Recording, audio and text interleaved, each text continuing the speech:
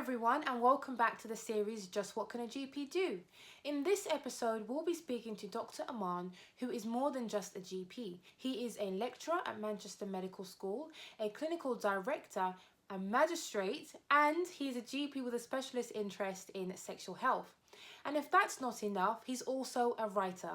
As always, if you found value in this video, then make sure you give it a thumbs up and subscribe if you haven't already. Let's see what Dr. Aman had to say. I'd just like to firstly start by thanking Patrice for inviting me on. It's really kind of her, but also congratulate Patrice on pressing record this time. But more importantly, congratulate Patrice on all the very good work that she's doing in terms of promoting GPs and raising awareness in the kind of work that general practitioners do throughout the country. It's a great space to celebrate our colleagues who are thriving in their chosen areas of interest and extended roles. And in keeping with that sort of space, Patrice has kindly asked me to talk a little bit about myself, which is something I'm really able to do. So my name's Aman. I'm currently a general practitioner. I'll probably start with my journey first and then go on to the kind of roles that I have. And then later on, I think I'll speak a little bit about some area of interest. I studied in Liverpool, and certainly during my medical school training and even during my house job, I'm not sure that I thought of general practice as the career for me. There's lots of different reasons. Some of it is kind of exposure that I might have had in Liverpool in the 90s, but also I think I was a little bit unsure of how I might cope with uncertainty. I think I had a view that a lot of GPs worked on their own in isolation, and I think I was a bit unsure of how I would cope with not having the luxury or comfort of easy access to tests and investigations or bedside stuff. So I'm not sure that GP was something I'd even considered. Also, we didn't have a lot of careers guidance. Certainly when we were at medical school during that time, so it wasn't something that was discussed a lot of the time. So after my house job in Liverpool, I went down to Cardiff, did all my surgical training. That took me down sort of southwest, and also abroad. I worked and lived in Australia for a little while. I used to joke about retiring into general practice. I think that retirement came a lot sooner than I anticipated for various reasons. I think having spent more than, I think it was a decade or so in hospital medicine, I think I'd made a conscious decision to try and balance my life out a little bit more with things. And there were other reasons as well, but very reluctantly I'd applied and taken the exams to get onto GP training and was successful. And I was on the acute penine GP training scheme, which included spending time in psychiatry, in A&E, spending time in obs and gynae, and also infectious diseases where I was running my own sort of HIV clinic. Applying to general practice, although it came more than a decade later, was probably one of the best things I'd actually done. Many times I've regretted, why didn't I apply sooner? Having said that, from a clinical point of view, the extra 10 years or so in hospital medicine, I think, has given me a much more balanced approach and a wider exposure to clinical problems than ever. General practice opened a lot of doors for me in terms of my own interests and activities and hobbies, which I'll talk about in a bit, and Patrice will guide me towards that a bit. Current roles are, so I work in Liverpool. I'm a clinical director at primary care Nosey. There's a number of practices. We look after more than 50,000 patients. So as clinical director, there's lots of different things I do, but I guess the majority of what I do is sort of mentoring, supervising and teaching our clinicians. That's a whole load of GPs, nurses, advanced nurse practitioners, physicians, associates. We have a debrief and supervision program. I do a lot of one-to-one with our colleagues and sort of help develop their interests and career development as well. I'm involved in the governance side of things, as well as, of course, safeguarding. So that's a lot of the clinical director role. I'm also, and have been for a number of years, a lecturer with the Manchester Medical School, which is probably the best bit I do, actually, because I feel like I'm going through medical school over and over again. Brings back some really, really fond memories, but also it's just very nice to be on that journey with other people.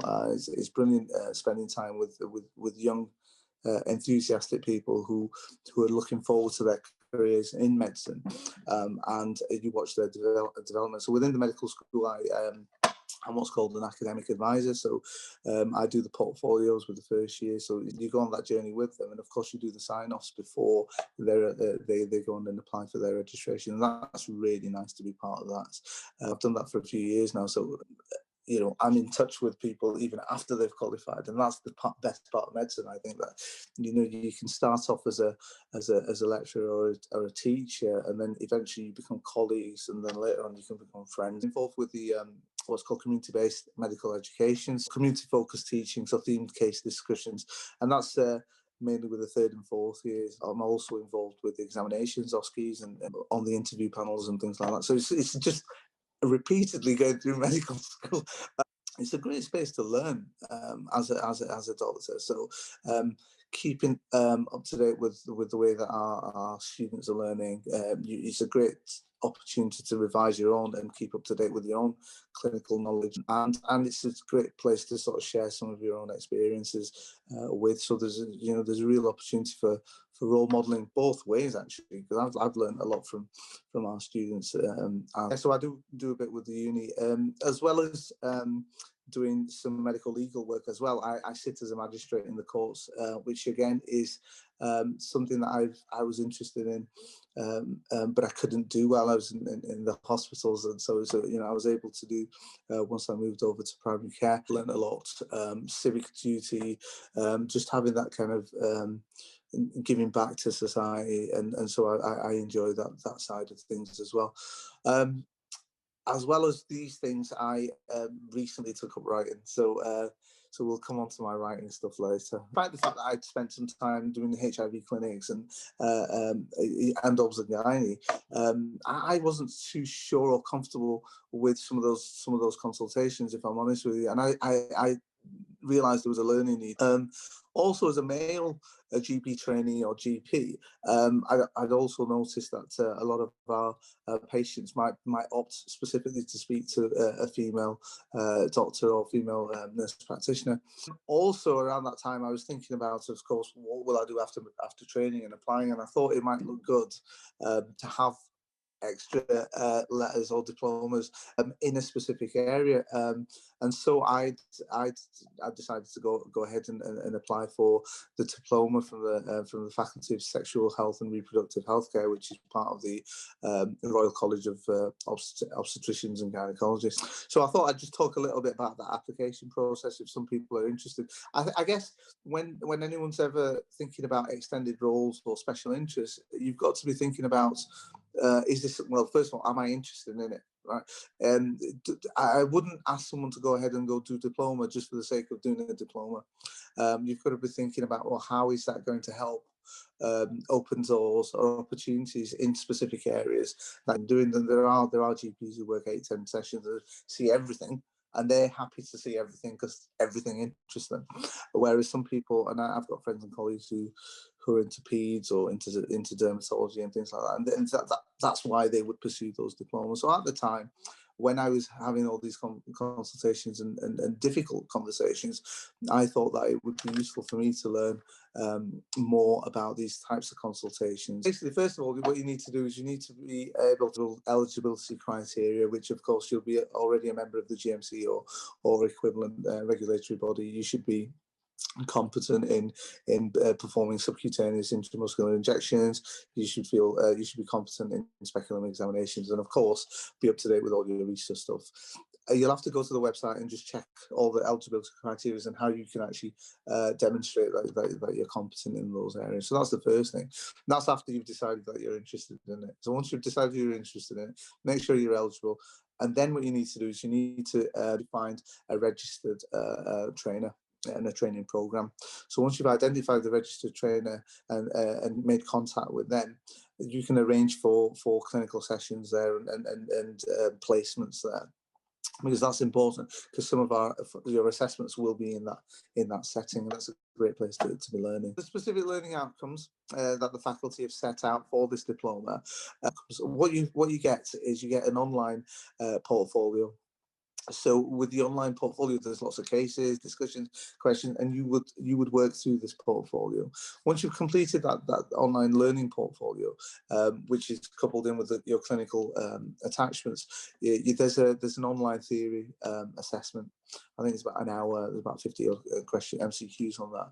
Once you've completed the MCQ, the theory online, then you're ready to go ahead and do the clinical summative assessments, which, as I said, will be in this clinical setting. So once you've completed that, you will then go ahead and do what I think it's now called a half-day clinical assessment, where again there's a 1 hour written assessment, and then there's 4 face-to-face cases that you're assessed on.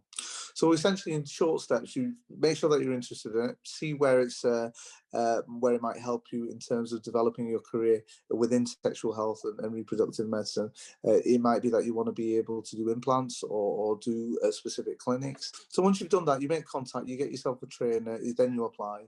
Once you've applied, you then start your learning portfolio, and you start going on that journey. You've got 2 years to do all the steps, and after which you'll get your diploma, and that will be something that will be obviously give you confidence in this area, and then using that diploma, then you can further progress through, depending upon what you want to do. So if you want to do specific sexual health work, or you want to do contraceptive choices, those things are available to pursue after. When you're involved in the interview process, you look at people and you go, wow, we've got 16, 17-year-olds who are just like awesome. They're just amazing at everything. There's nothing that they can't do.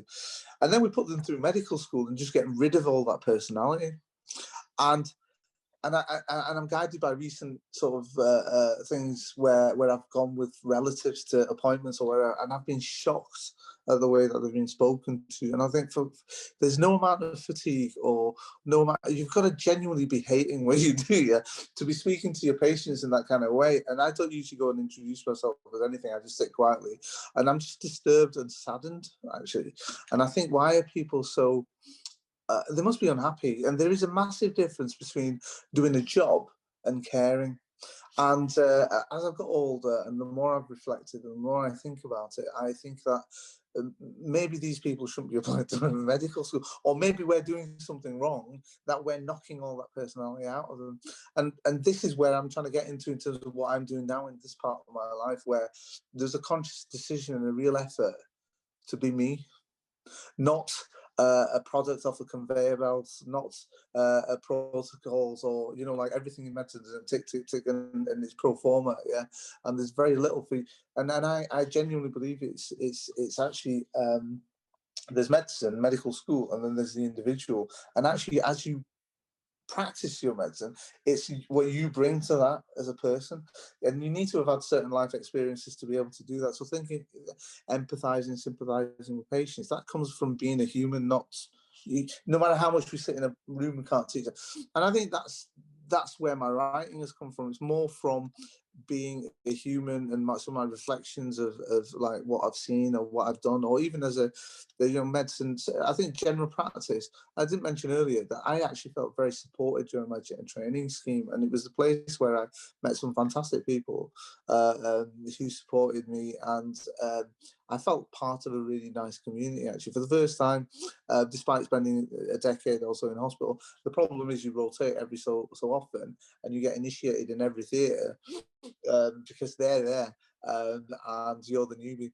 Whereas I never found that in primary care, and I felt like I was actually just welcomed as a human, which is why I really took to it and I really enjoyed it. So when it comes to writing, it's something I've always wanted to do and didn't really have the time for, and now I'm just enjoying learning how to write, how to express, how to tell a story, and as a result, 2 books are out, and I'm really enjoying some of the feedback I've had from that, and it's something I will continue to do. And I've already, this past year, I've worked really hard to finish 2 more books, which hopefully we can get out to read. So it is fiction, but of course there's medical stuff in there, because you write what you know about, don't you?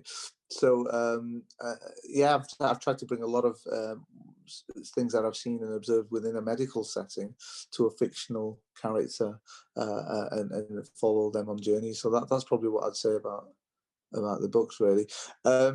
If you want to obviously get the books, you please do.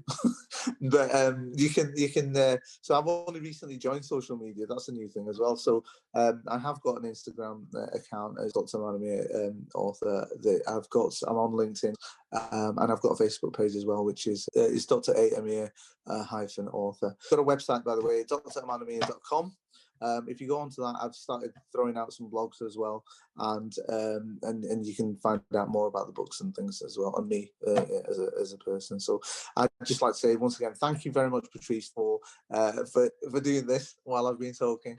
It's been really nice, because usually I'd be seeing my own face, so you've been really engaging to talk to. And I've really enjoyed the chat, and I'd love to talk again about anything that you want me to talk about. So yeah, thank you very much, everybody. Stay safe, and carry on being cool. I hope you found that useful. I hope you learned lots as usual. As always, if you found value in this video, then make sure you give it a thumbs up. Why not consider subscribing, because I have loads of useful content to support you on your medical career journey. I will see you in the next episode.